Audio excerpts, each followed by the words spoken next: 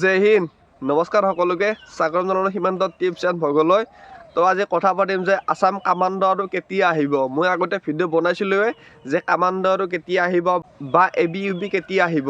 তো আজি অকণমান ডিছকাছ কৰিম আৰু লগতে মোক বহুতে সুধি আছিলে যে এজটো কিমান থাকিব লাগে বা এজটো কিমান হ'ব লাগে বা ৰানিং কিমান থাকে। তো কিছুমানে এইটো নাজানে, তো আজি সকলোবিলাক কৈ আছোঁ কামাণ্ডোৰ বিষয়ে। গতিকে ভিডিঅ'টো শেষলৈকে চাই থাকিব। তেন্তে ব'লক ভিডিঅ'টো আৰম্ভ কৰোঁ। তো মোক বহুতে সুধি আছিলে যে কামাণ্ডো আৰু কেতিয়া আহিব। তো মই কামাণ্ডোৰ কথা আগতে কৈছিলোঁৱে আগৰ ভিডিঅ'ত। যদি আপোনালোকে চাইছে তেনেহ'লে জানেই নিশ্চয়, আৰু যদি চোৱা নাই তো আজি ভিডিঅ'ত কৈ দিছোঁ যে কামাণ্ডো আৰু মানে অকণমান দেৰি হ'ব আহিব, যিহেতু আমাৰ এতিয়া ট্ৰেইনিং চলি আছে আৰু লগতে এতিয়া 5টা বেটেলিয়নে মানে সাজিছে আৰু 5টা সাজিব আছেয়ে, কিন্তু অকণমান দেৰি হ'ব সেইকাৰণে অহাত। আৰু কামাণ্ডোৰ কিছুমানে কৈ আছে যে কামাণ্ডোৰ আহিব নেকি এই 2 মাহ বা এমাহ ভিতৰতে। তো মই শুনিছিলোঁ, তো সেনেকুৱা সুধিছে মোক মেছেজ কৰি, কিন্তু কামাণ্ডো এতিয়া অহাৰ খুব কমেই চান্স আছে। আহিলেতো ভালেই হয়, আৰু নাহিলেও মানে আপোনালোকে ৰানিং কৰি থাকিব যদি এজ আছে। আৰু এজটোৰ কথা কৈ আছোঁ মই পিছত। তো কামাণ্ডো আৰু আহিব অকণমান দেৰি আছে, হয়তো 3 বা 4 মাহ লাগি যাব পাৰে। ধৰক ছেপ্টেম্বৰ অক্টোবৰৰ আগতো মানে তেতিয়ালৈকে পাব পাৰে, বা ডিচেম্বৰৰ আগত কামাণ্ডো আৰু ওলাব পাৰে, যিহেতু আমাৰ তেতিয়ালৈকে ট্ৰেইনিং চেঞ্জ হ'ব। তো আৰু নতুনকৈ কামাণ্ডো ল'ব পাৰে, গতিকে তাৰ কাৰণে ৰানিং কৰি থাকিব যদি এজটো আছে আপোনালোকৰ। আৰু এজটো কিমান লাগে, তো এজটো জেনেৰেল সকলো লাগে 18ৰ পৰা 21 বছৰৰ ভিতৰত জেনেৰেলৰ এজটো লাগে। আৰু OBC সকলৰ 3 বছৰ ৰিলেক্সেশ্যন আছে, আৰু ST SC সকলৰ মানে 5 বছৰ ৰিলেক্সেশ্যন আছে। গতিকে মানে এজটো বহুত কমেই হয় কামাণ্ডোৰ, যিহেতু ফিজিকেলটো চাই তাতে ৰিটাৰ্ণটো নাথাকেয়ে, অকল ফিজিকেলটো লাগিব। আৰু লগতে চাইক'মেট্ৰিক টেষ্ট এটা হয়, তো চাইক'মেট্ৰিক টেষ্টটোৰো মানে ইজি কুৱেশ্যনে আহিব, বেছি টান কুৱেশ্যন নাহে। আৰু কামাণ্ডো হ'বলৈ হ'লে মানে ৰানিং লাগিব আপোনালোকৰ 4800 মিটাৰ 20 মিনিটৰ ভিতৰত, আৰু লং জাম্প থাকিব 17 ফুট 3 ইঞ্চি, আৰু 100 মিটাৰ থাকিব, আৰু লগতে লং জাম্প থাকিব। তো এই 4টা ইভেণ্ট থাকে, এই 4টা ইভেণ্টত আপোনালোকে ধুনীয়াকৈ মানে পাছ কৰিব লাগিব, এটা মানে ভাল মাৰ্ক ল'ব লাগিব। তো তেতিয়া হৈ মানে তালৈকে যাব পাৰিব ফাইনেল মেৰিটলৈকে। যদি কম মাৰ্ক পায় তো তেতিয়া থাকি যাব ইয়াতে মানে। আৰু কামাণ্ডোৰ এটা ভাল যে যিটো কাট অফ বনে, তো সেই কাট অফটো ষ্টেট ৱাইজে হয়, মানে ডিষ্ট্ৰিক্ট ৱাইজ নহয়। তো সকলোবিলাক ষ্টেট ৱাইজত থাকে, তো ষ্টেট ৱাইজ হ'লে মানে এটা ভাল হৈ যায় মানে। গতিকে আপোনালোকে অকণমান কষ্ট কৰিব লাগিব, যদি কামাণ্ডো হ'ব খোজে এটা ভাল মাৰ্ক ল'ব লাগিব।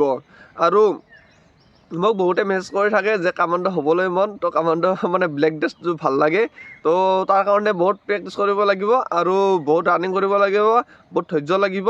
গতিকে ধৈৰ্য ধৰি ৰানিং কৰি যোৱা, আৰু নিশ্চয় এদিন নহয় এদিন কামাণ্ডো হ'ব পাৰিব। আৰু এই যিকেইদিনেই আছে ধৰক ডিচেম্বৰৰ আগে আগে কামাণ্ডো আহি যাব, তো ডিচেম্বৰলৈকে আপোনালোকে বাট চাওক, তাৰ আগে আগে কামাণ্ডো ওলাব। আৰু আপোনালোকে ভালদৰে ৰানিং কৰিব, যিহেতু আমাৰ অসম চৰকাৰৰ মানে বেছি টাইম নিদিয়ে এতিয়াই মানে ভেকেঞ্চিটো ওলাই দিব, আৰু তাৰ এমাহৰ ভিতৰতে মানে ফিজিকেলটো পাতি দিব। তো সেইকাৰণে মানে বহুত কষ্ট হ'ব তেতিয়া আপোনালোকৰ, যদিহে লগে লগে এইটো কাম কৰে। এতিয়া ৰিচেণ্টলি দেখিছে আপোনালোকে যে ফৰেষ্ট বেটেলিয়নৰ মানে অনলাইন হ'ল, কিন্তু লগে লগে ফিজিকেলটো পাতি দিছে। তো সেইকাৰণে ফিজিকেলটো বহুতৰ বেয়া হৈছে আৰু বহুতৰ ভালো হৈছে, যিসকলে প্ৰেক্টিচ কৰি আছিলে। তো যদি কামাণ্ডো হ'ব খোজে আপোনালোকে এতিয়াৰ পৰা ৰানিং কৰি থাকিব ধুনীয়াকৈ।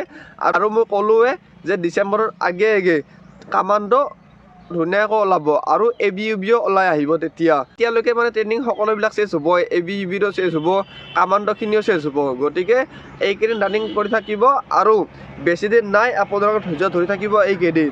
আৰু এজটোৰ কথা মই ক'লোৱে যে এজটো কিমান লাগে বা কিমান হ'ব লাগে এজটো। আৰু এটা কথা কৈ দিওঁ যে হাইট কিমান লাগে, তো হাইট 170 লাগিব হাইট, আৰু লগতে চেষ্টটো লাগিব 85। কিন্তু আৰু অকণমান যদি ইফাল সিফালে হয়, কম বেছি যদি হৈ যায়, তো তেতিয়া মানে ছাৰসকল মানে একচেপ্ট কৰি দিব, যদিহে মানে ল'ৰা কম থাকে তো তেতিয়া যাব পাৰিব। গতিকে হাইটটো আপোনালোকৰ লাগিব, তো হাইটটোতো লাগিবই, কিছুমানে হাইটৰ কাৰণে বহুত ফেইল কৰি যায়, মই দেখিছোঁ যোৱাবাৰ। আৰু চেষ্টটো যদি বহুত কম থাকে আপোনালোকৰ, তো তেতিয়াও মানে ফেইল কৰি যায়। আৰু লগতে ফুলোৱাত মানে কিছুমানে 4 ফুলাই বা 3 ফুলাই, তো তেতিয়াও মানে ফেইল কৰি দিয়ে। তো গতিকে 5 ফুলাব লাগিব আপোনালোকৰ, 85 হ'ব লাগিব চেষ্টটো, আৰু 5 চেণ্টিমিটাৰ বঢ়াব মানে ফুলাব লাগিব, 90 হ'ব লাগিব, 90 প্লাছ থাকিব লাগিব। তেতিয়াহে মানে একচেপ্ট কৰিব। গতিকে এইখিনিও চাব আপোনালোকে যাতে হাইটটো মানে ধুনীয়াকৈ মিলি যায় আৰু চেষ্টটো মানে হৈ যায়। তো এনেকৈ চাব। গতিকে আজিলৈ এইখিনি আছিল। আপোনালোকে সুধি আছিলে যে কামাণ্ড কেতিয়া আহিব। মই আগতে ভিডিঅ' বনাইছিলোঁৱে আৰু এতিয়াও বনাইছোঁ। আৰু যদি কিবা কামাণ্ডৰ ইনফৰমেশ্যন পাওঁ যে কেতিয়া ওলাব কি আহিব তো সকলোবিলাক মই কৈ আছোঁ। আৰু এটা কথা কৈ দিওঁ যে ভেকেঞ্চি কিমান আহিব। তো ভেকেঞ্চি এইবাৰ যিহেতু মানে 2000 বা 2500 ভিতৰত মানে আছিল কামাণ্ডৰ ভেকেঞ্চি। তো নেক্সট মানে ইমানে ওলাব 2000 বা 2500 ভিতৰতে মানে আহিব। তো তাৰে কাৰণে এটা ধুনীয়া চান্স আছে আপোনালোকে ৰানিং কৰি থাকিব। যিসকলৰ কম এজ তো তেওঁলোকে মানে এটা ধুনীয়া মাৰ্ক পাব পাৰিব। গতিকে আজিলৈ এইখিনিয়ে আছিল। যদি ভিডিঅ'টো ভাল পাইছে তেনেহ'লে প্লিজ লাইক কৰি দিব, শ্বেয়াৰ কৰি দিব আৰু লগতে নতুনকৈ আহিছে তেনেহ'লে প্লিজ ছাবস্ক্ৰাইব কৰি দিব। তেন্তে আজিলৈ আহিছোঁ। ভিডিঅ' চাবলৈ ধন্যবাদ। জয় হিন্দ, বন্দে মাতৰম।